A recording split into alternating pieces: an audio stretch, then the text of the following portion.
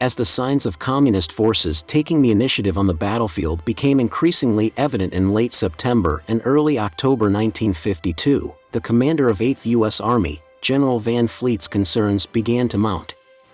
On October 5, he addressed these apprehensions in a letter to General Clark, the commander of the United Nations Command, advocating for a limited objective attack along the U.S. 9th Corps front, a decisive move aimed at regaining the upper hand. Despite his earlier opposition to hill-taking operations, General Clark saw Operation SHOWDOWN as a calculated opportunity with a promising chance of success and manageable risks. The plan envisioned 2 battalions, one from the 7th U.S. Infantry Division and the other from the 2nd ROK Division, carrying out the mission. Field commanders estimated the operation would take 5 days and result in approximately 200 casualties. Backed by the overwhelming firepower of 16 artillery battalions, deploying some 280 guns, and over 200 fighter-bomber sorties, the infantry was not expected to face significant resistance. On October 8, General Clark gave his approval for Operation SHOWDOWN. Operation SHOWDOWN, the code name for this offensive action, began on October 14, 1952.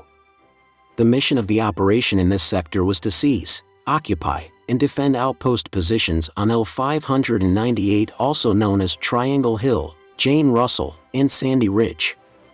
After capturing the greater portion of its objective, the division was relieved in the Hill 598 sector by elements of the 2nd ROK Division on October 25.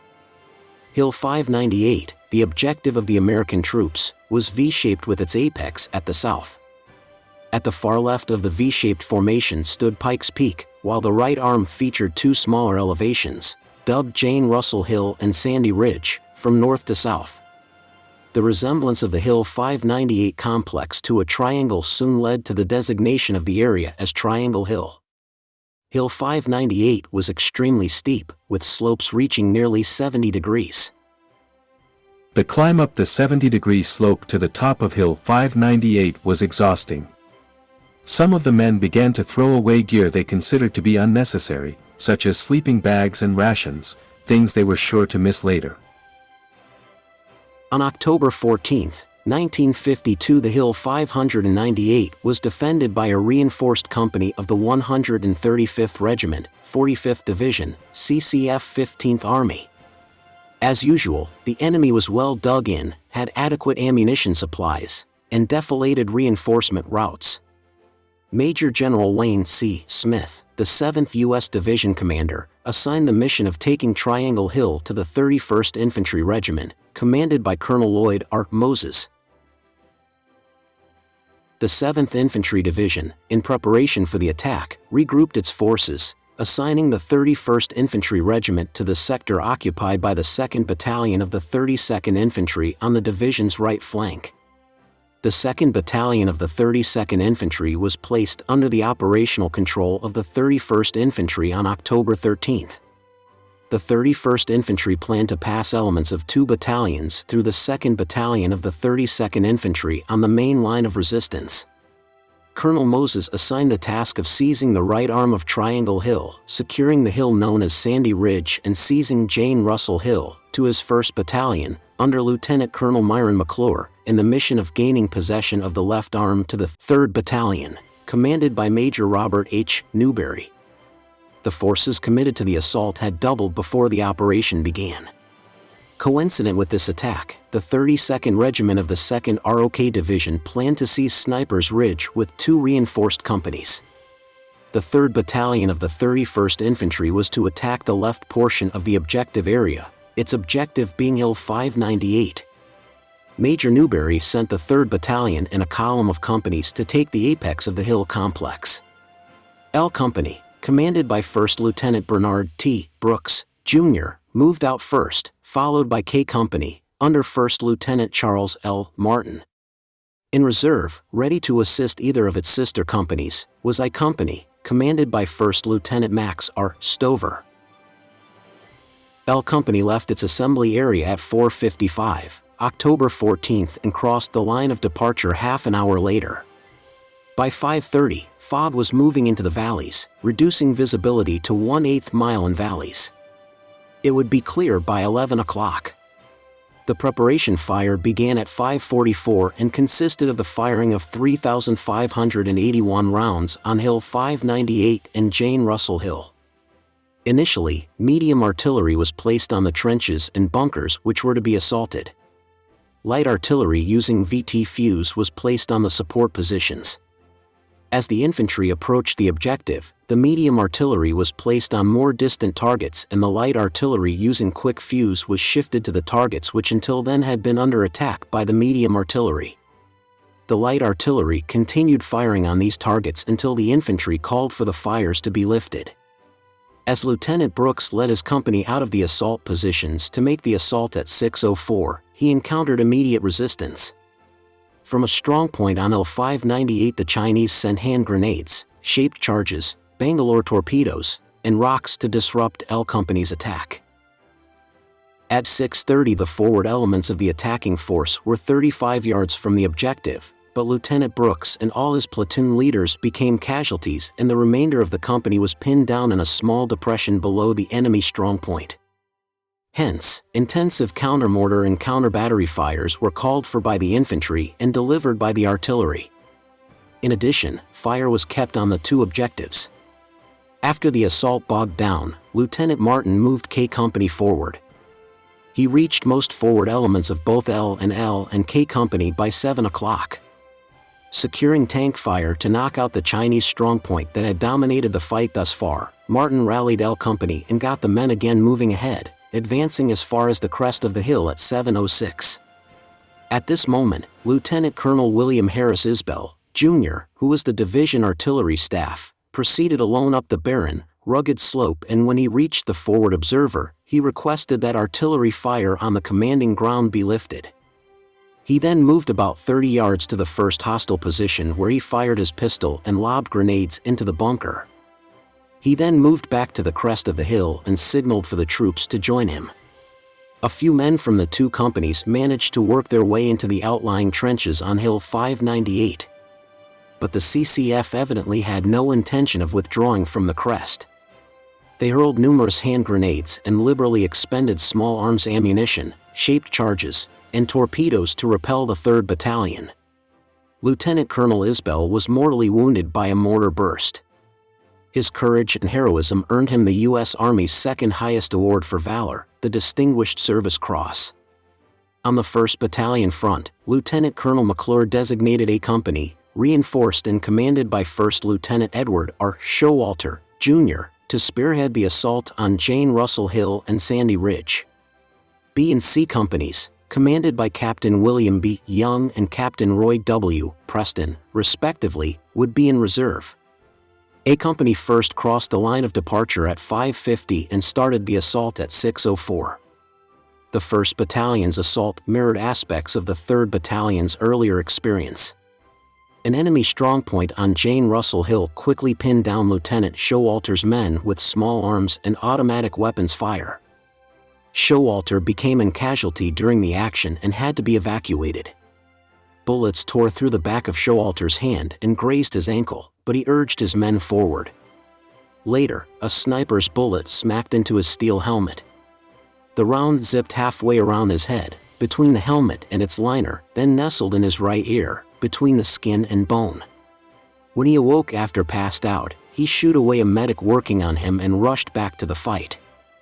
Later, shrapnel from a Chinese grenade tore into his right side. Showalter again waved medics away and remained in front of his troops, lobbing grenades and firing his rifle, until the Chinese retreated from the hill. President Dwight Eisenhower pinned the Medal of Honor onto Showalter about 4 months later at the White House. When Lieutenant Colonel McClure discovered that A Company was pinned down, he had to commit B Company at 8 o'clock, then C Company at 10:30, to reinforce the assault and to get the troops moving forward again. By early afternoon, members of B and C Companies had fought their way to the crest of Jane Russell Hill and began to prepare defensive positions to ward off the expected enemy counterattack. C Company was ordered to tie in with elements of the 32nd ROK Regiment on the right.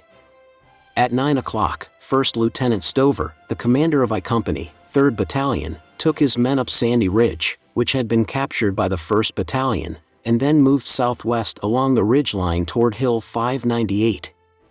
Since the Chinese were well dug in, I Company had to proceed slowly, rooting the enemy out of the holes and trenches. As night fell, at 1945, 1st Lieutenant Stover's men began to meet with increasing artillery and mortar fire.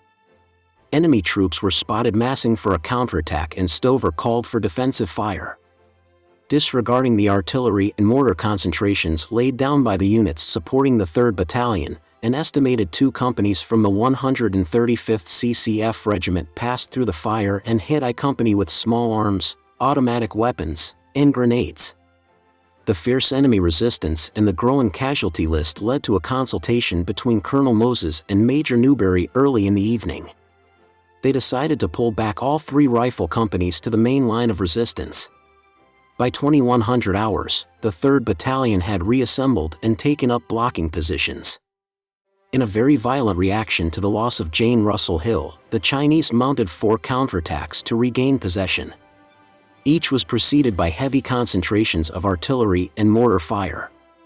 By the end of the 3rd enemy assault, Colonel McClure's men were in trouble because their supply of ammunition was running low and the Korean supply carriers were extremely reluctant to run the gauntlet of enemy fire on the hill. As a reinforced battalion from the 135th CCF Regiment began the 4th counterattack. By this time the 1st Battalion had run out of ammunition and Colonel Moses decided to pull his troops back to the main line of resistance. Carrying their casualties and as much equipment as they could bring out, the remnants of the 3 companies returned to the main line at 23:25.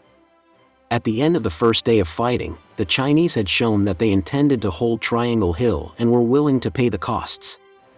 They had blunted and then repelled the 2-battalion attack launched by the 31st U.S. Regiment despite heavy casualties. After losing their foothold on Sandy Ridge and Jane Russell Hill, the division commander, General Smith, held a conference with the division artillery commander, General O'Mara. Together, they decided to launch a maximum artillery effort throughout the night to weaken the 2 objectives. An intensified artillery barrage was planned to precede the next day's assault. On October 15, General Smith committed 2 fresh battalions to take Triangle Hill. The 1st Battalion, 32nd Regiment, was placed under the operational control of the 31st Regiment at 9:30 and given the mission of taking Jane Russell Hill and Sandy Ridge. For the attack on L 598, Colonel Moses had his 2nd Battalion, commanded by Major Warren B. Phillips. Major Phillips decided to use the same plan employed by Major Newberry the day before. The battalion would attack in a column of companies, with E Company leading off, followed by F and G companies. After artillery and mortar preparatory fire, the leading elements of both battalions crossed the line of departure at 10 o'clock. 1st Lieutenant William C. Knapp led E Company moved slowly toward the crest under light artillery and mortar fire. Knapp and his men reached the outlying trenches at 11:43 and started to clean out the bunkers and strongpoints. They won possession of Hill 598 without meeting strong resistance and then pushed on to the base of Pikes Peak, where they found the Chinese entrenched in deep caves and tunnels capable of holding entire units. In the meantime, Captain Joseph V. Giesman took F Company through E Company positions on L 598 and advanced along the northeast arm toward Sandy Ridge. G Company moved up to the crest of Hill 598 to reinforce its sister companies in case of trouble and to help prepare the defensive positions for Chinese counterattacks. Major Seymour L. Goldberg, the commander of the 1st Battalion, 32nd Regiment, also employed a column of companies against Jane Russell Hill. A Company, under 1st Lieutenant Rudolph M. Tamez, spearheaded the attack, followed by C Company, commanded by Captain James E. Early, who was killed in action later that day. B Company, under 1st Lieutenant John H. Green, was the reserve company. The attack started auspiciously as a company, supported by elements of B Company, met only light resistance, then approaching the crest of Jane Russell Hill by 11:25. C Company also succeeded in getting started up Sandy Ridge.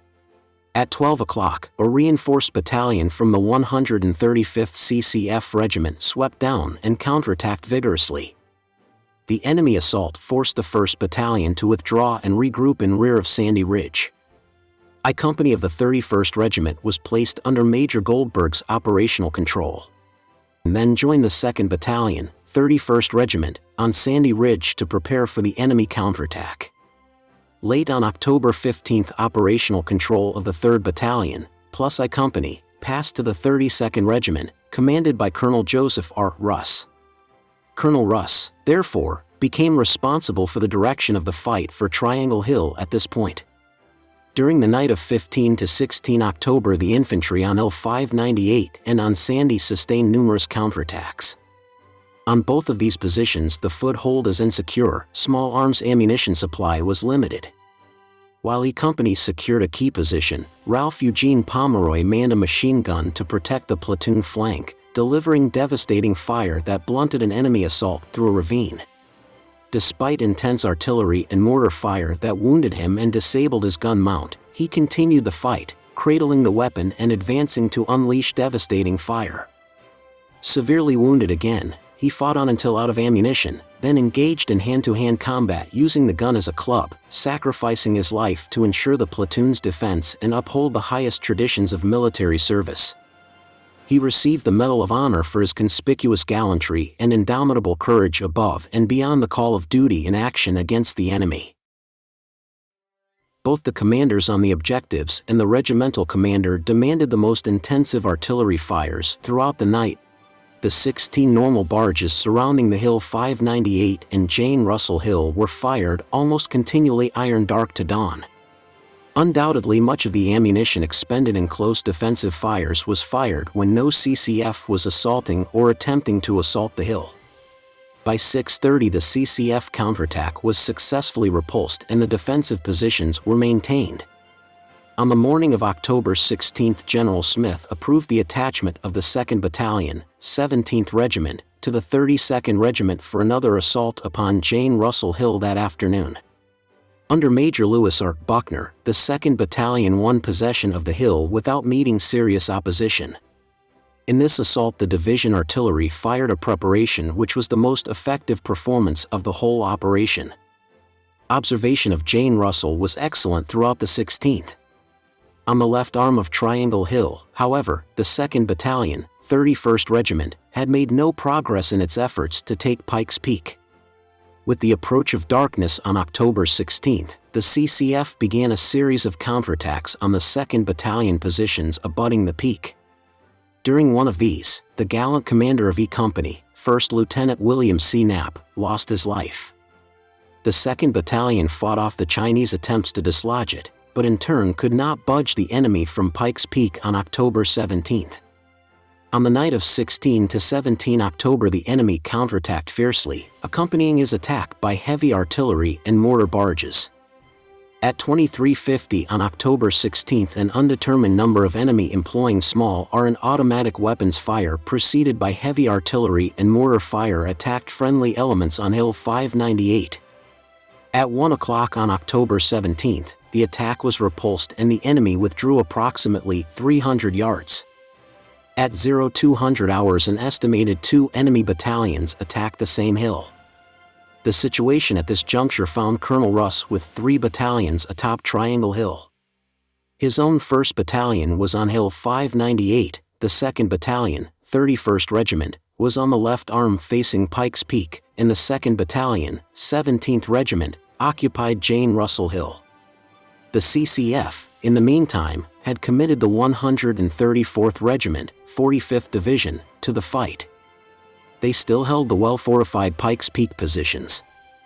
On the afternoon of October 17, the 3rd Battalion, 17th Regiment, under Lieutenant Colonel James L. Spellman, relieved the 2nd Battalion, 31st Regiment, on Hill 598 by 1725. At the same time, the 1st Battalion, 32nd Regiment, was withdrawn from Triangle Hill. Colonel Russ, therefore, was in operational control of 2 battalions of the 17th Regiment as the fight entered its 5th day. On the night of the 17 to 18 October, the CCF repeated his attacks and intermittently subjected our positions to intense artillery and mortar fire throughout the night.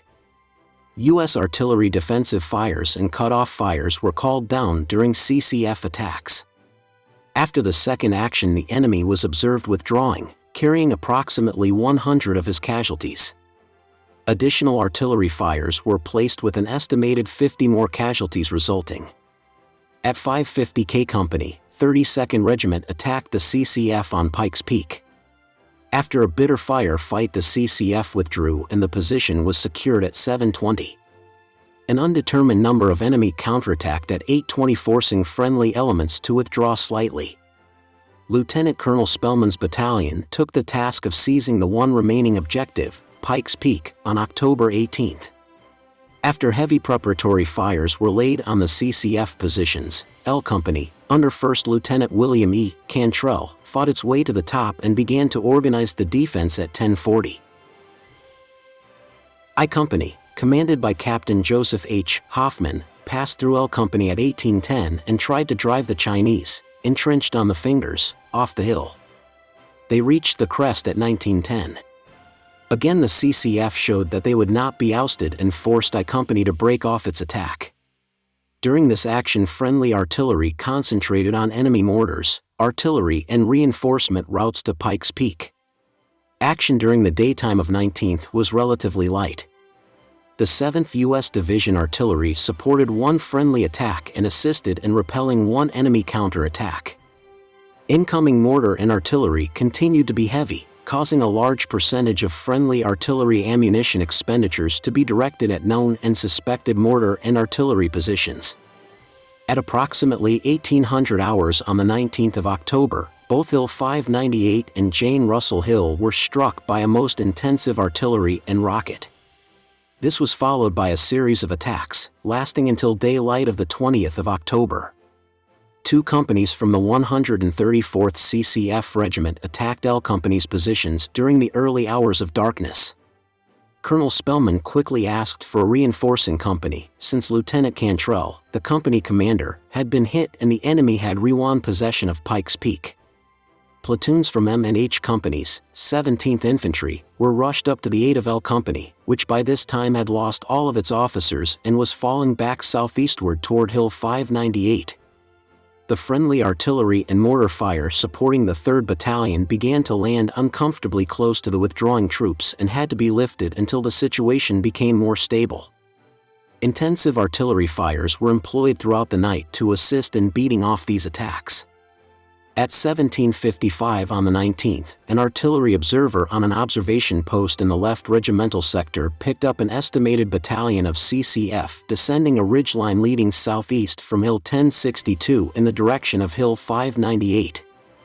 An airstrike which has just dropped its bombs was diverted to this target and made a strafing run over the battalion, dispersing the Chinese onto the hillside.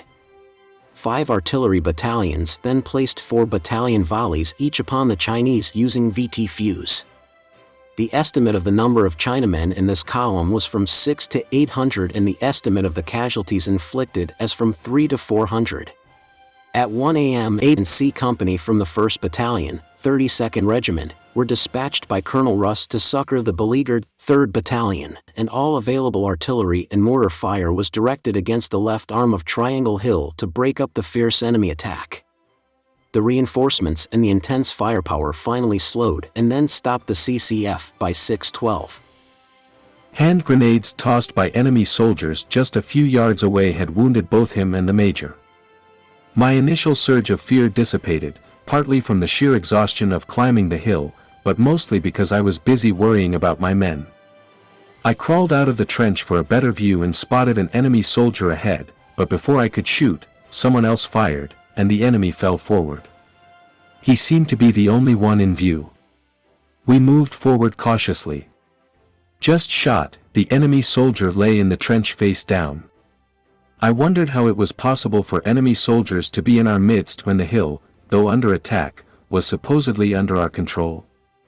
I soon learned that Hill 598, like most other enemy positions, was honeycombed with tunnels and caves, which afforded their fighters protection and enabled them to emerge, throw grenades or shoot, and then disappear back into the scenery. Fortunately for us, their potato masher grenades were not very lethal and some failed to explode altogether. The action was light on October 21. Only one small probe was reported on Jane Russell Hill. During the night of 21 to 22 October, the CCF attacked in force in the Sniper Ridge sector on the division east boundary. Any great enemy success in that area would have made the position of the infantry on Jane Russell Hill and 598 very perilous. 7th U.S. Infantry Division artillery delivered fires in support of defense of the area until the attack was repulsed. The 1st and 3rd Battalions, 32nd Regiment, relieved the 17th Regiment's forces. On October 22, the 2nd Battalion, 32nd Regiment, under Major John W. Zayres, relieved the 1st Battalion on the left arm of Triangle Hill. The 3rd Battalion, commanded by Major Thomas W. Brown, defended the right arm. A reinforced squad from the 3rd Battalion, 32nd Infantry, set out on a combat patrol at 18:15 hours, heading toward the northeastern fringe of Hill 598. Their mission was to engage the enemy in a known cave located at the specified entrance. The patrol members fired small arms and threw hand grenades through the entrance and set up an ambush to engage any enemy that might depart the cave. The patrol closed at 22:10 hours with negative results. The night of October 22nd to 23rd remained largely quiet, apart from a minor enemy probe on L598, which was successfully repelled. On October 23rd, the action picked up when the Chinese made another attempt in force to clear the 32nd Regiment's forces from the hill complex. Shortly after nightfall, the Chinese artillery and mortar units opened up and pounded the 32nd Regiment's positions on Triangle Hill for an hour. Then a force estimated at from 3 to 6 companies from the CCF 45th Division advanced from Pikes Peak on F Company's defensive positions, using small arms, automatic weapons, machine guns, and hand grenades as they closed in. For almost an hour, an intense firefight went on. Elements of G Company had to move up and reinforce F Company before the Chinese attack faltered. Over at Jane Russell Hill, an estimated 2 Chinese companies had launched an attack at the same time as the assault on the 2nd Battalion. Only a slight penetration was made in the 3rd Battalion lines, and this was quickly restored as reinforcements counterattacked.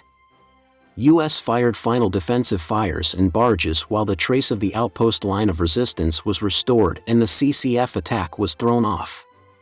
Approximately 100 enemy attacked again later at 2 o'clock and were repulsed by a 3 FA battalion time on target.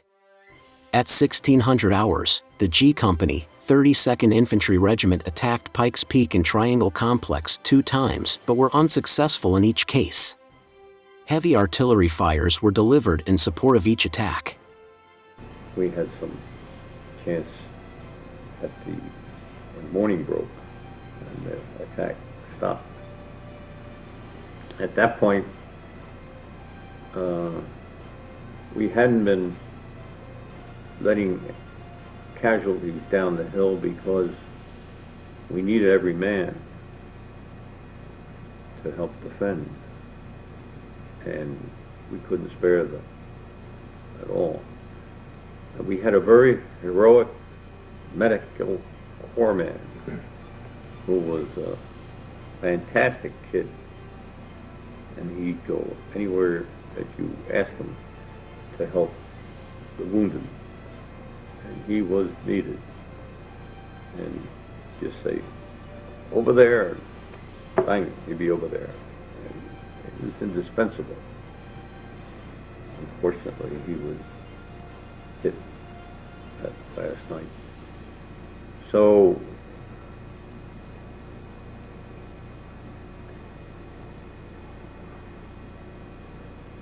I don't know what else to tell you that was different since the last morning when I was hit by mortar. It was a heavy mortar that hit. The